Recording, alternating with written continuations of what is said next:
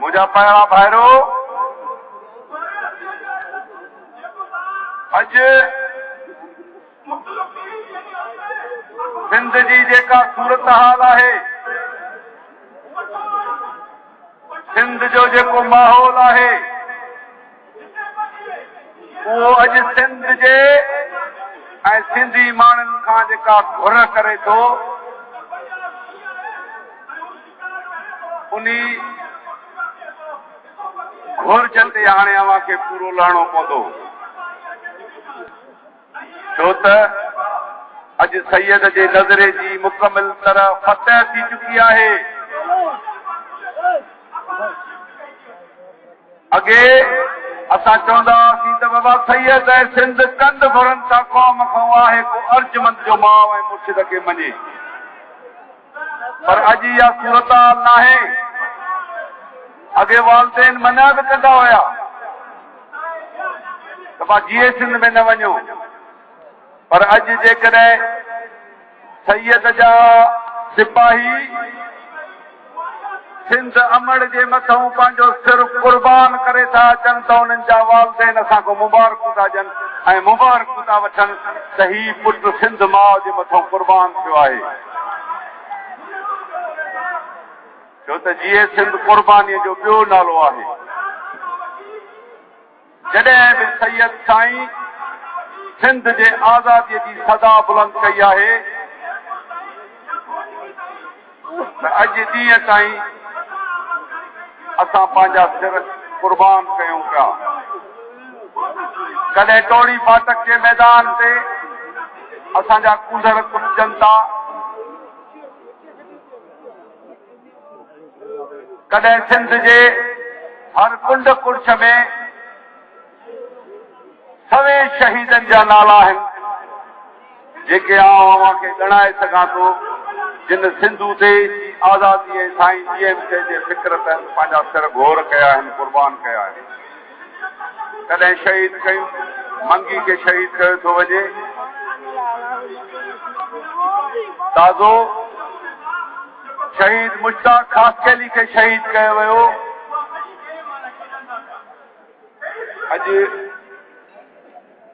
ऐं हनीफ सागर जी इन ॻाल्हि खे त अॼु साईं जीएम सेठ जी 17 जनवरी सालगिरह आहे, बालाज खान मरी जी बि सालगिरह आहे, त आउं अव्हां खे ॿुधाईंदे इहो फ़ख्र थो कयां त शहीद मुश्ताक खासकेली जी बि अॼु सालगिरह आहे, हुन जो जनम ॾींहुं बि 17 जनवरी आहे। सैयद साईं सिंध सां पंहिंजो इश्क निभायो ऐं सिंध जा ई घोट अॼु सिर सिंध तां कुर्बान था थियनि। पर आउं चवां थो त अॼु सिंध जो हर नौजवान ऐं क़ौमी कारकुन ईअं पियो चवे त ही सिर हिकिड़ो आशींदे सिंध खे लॼ मरां, जे हुजनि सिर घणा त वारे वारे वञा। असांजी मंज़िल शहादतूं आहिनि, असांजी मंज़िल सिंधू देश आहे ऐं सिंधू देश जी आज़ादी जे लाइ असां जदोजहदूं कयूं पिया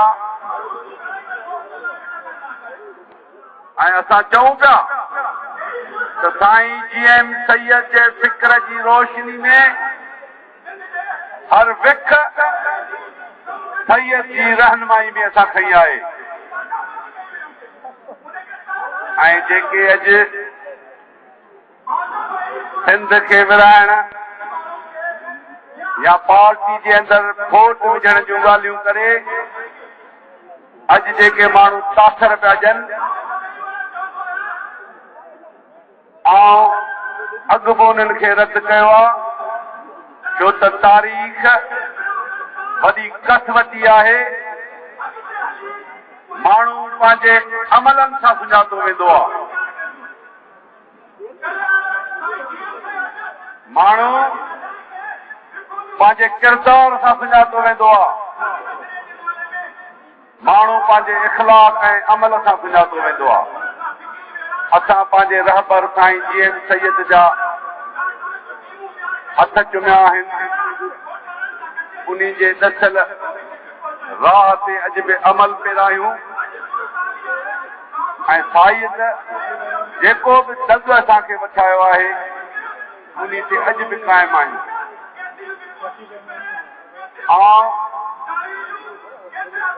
सैयद जे सभिनी सिपाहियुनि खे इहा अपील कंदुसि त तारीख़ ऐं मुंहिंजे रहबर साईं GM सैयद अवां जे मथां तमामु वॾी ज़िमेवारी विधी आहे। उन ज़िमेवारी ते पूरे लहण जे लाइ तव्हांखे पंहिंजो हाणे इख़लाक़ बि दुरुस्त करणो पवंदो, किरदार बि बुलंद करणो पवंदो ऐं पाण खे बहितरीन तंज़ीम बि ठाहिणी पवंदी। छो त तव्हांजी लगातार ऐं मुसलसिल जदोजहद अॼु पूरी दुनिया जे निगाहुनि जो मर्कज़ अॼु तव्हां क़ौमी तहरीक जा कारकुन ऐं साईं GM जा सिपाही जी सिंध क़ौमी महाज जा कारकुन थी चुका आहियो। अॼु पाकिस्तान पंहिंजे मंतकी अंजाम ॾे तेज़ीअ सां वञे पियो। पाकिस्तान हाणे न रहंदो। इहा मुंहिंजे सैयद साईं जी बि पेशन गोई आहे। अॼु इहा दुनिया बि चए पई, अॼु हर माण्हू चवे पियो, पूरी दुनिया चए पई, उहो पंहिंजे मंतकी अंजाम ॾे तेज़ीअ सां वञे पियो। हाणे अवां कारकुननि ते छॾियल आहे, छो त 7 नवंबर ते अवां लखनि जे तइदाद में कराची जे अंदर गॾु थी सिंधु देश जे आज़ादीअ जे हिकिड़े नुक़्ते ऐं नारे ते गॾु थी सॼी दुनिया खे चई ॿुधायो त न खपे, न खपे, न खपे, न खपे। आउं यकीन सां चवां थो त पाकिस्तान जा ऐवाननि में उन ॾींहुं डार पइजी विया ऐं दुनिया मुतवजो थी तव्हां ॾांहुं ऐं दुनिया तव्हां ॾांहुं सोचे पई। हाणे उन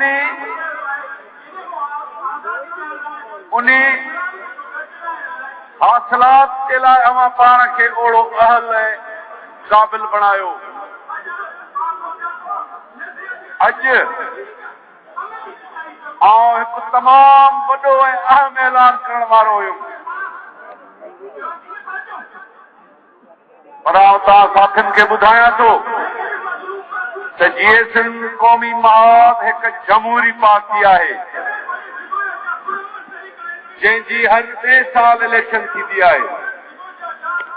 असांखे यकीन हुयो त 17 जनवरी ताईं असांजूं नयूं बादियूं अची वेंदियूं, पर इलेक्शन प्रोसेस असांजो हलंदड़ आहे।